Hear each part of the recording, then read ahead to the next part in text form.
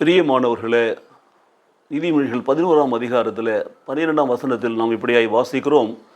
மதி கெட்டவன் பிறனை அவமதிக்கிறான், புத்திமானோ தன் வாயை அடக்கி கொண்டிருக்கிறான். நாவடக்கத்தை குறித்த வசனங்களை நீதிமொழி புஸ்தகத்திலிருந்து நாம் தியானித்து கொண்டிருக்கிறோம்.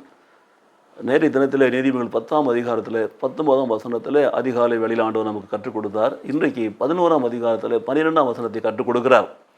A man who lacks judgment derided his neighbor, but a man of understanding holds his tongue. A man of understanding holds his tongue. அப்போது புத்திமானாய் இருக்கிறவன் தன் நாவை அடக்கி கொள்ளுகிறான்.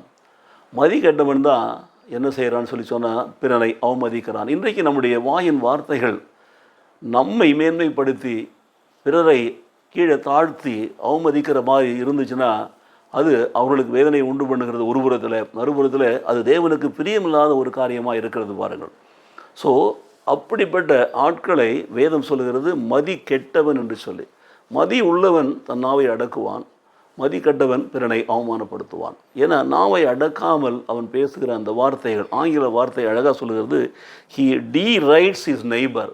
அவருடைய அவருடைய நெய்பரை, அவருடைய நண்பர்களை, பக்கத்தில் இருக்கிறவங்கள அவன் அவமானமாக படுத்தி பேசுகிற பொழுது அவன் மதி கட்டவனாக இருக்கிறான். அதே நேரத்தில் அப்படி பேசாமல் தன் நாவை அடக்கிறவன் புத்திமானாக இருக்கிறான்னு சொல்லப்பட்டிருக்கிறது. எனக்கு பிரியமானவர்களே, நாவடக்கத்தை குறித்து வேதம் மிக தெளிவாய் சொல்லுகிறது.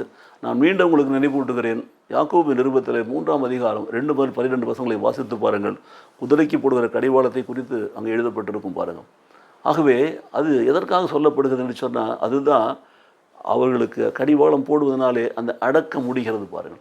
அதுபோலவே நம்முடைய நாவை நாம் அடக்க வேண்டும் என்று சொன்னால் நாம் பரிசுத்த ஆவியினாலே நிரப்பப்பட்டவர்களாய், ஆவியின் அபிஷேகம் பெற்றவர்களாய் நாம் ஒவ்வொரு நாளும் அடக்க வேண்டும். அதிகாலை வேளையில் எழுந்து ஒப்புக் கொடுக்க வேண்டும். கர்த்தாவை இந்த நாளில் என்னுடைய நாவை நான் அடக்கி நான் ஞானமாய் பேச எனக்கு கிருபை செய்யும் என்று சொல்லி நாம் ஜெபித்து விட்டு நாளை தொடங்க வேண்டும் பாருங்கள். அப்பொழுதுதான் நாம் மதி உள்ளவர்களாக இருப்போம், நாம் புத்திமானாக இருப்போம். மாத்திரமல்ல, மற்றவர்களை நாம் அவமானப்படுத்த மாட்டோம். தேவனுக்கு பிரியமுள்ள பிள்ளைகளை நாம் நடப்போம். ஜெபிப்போமா? எங்களை நேசிக்கிற நல்ல பிதாவே, இந்த நாளுக்காக உங்களுக்கு நன்றி செலுத்துகிறோம் சுவாமி. மதி கெட்டவன் பிறரை அவமதிக்கிறான், அதே வேளையிலே தன் நாவை அடக்கி கொள்கிறவனோ புத்திமான் என்று சொல்லி கற்றுக் கொடுத்தீரே, நமக்கு கொடான கூடி நன்றி செலுத்துகிறோம் சுவாமி. எங்கள் வாழ்க்கையில் நாங்கள் ஆண்டவரே, we should live as a man of understanding என்பதை உணர்த்துவதற்காக கொடான கூடி ஸ்தோத்திரம்.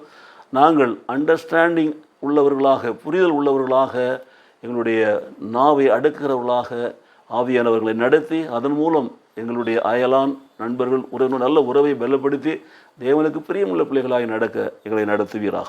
இயேசு கிறிஸ்து நாமத்திலே பிதாவே, ஆமென், ஆமென்.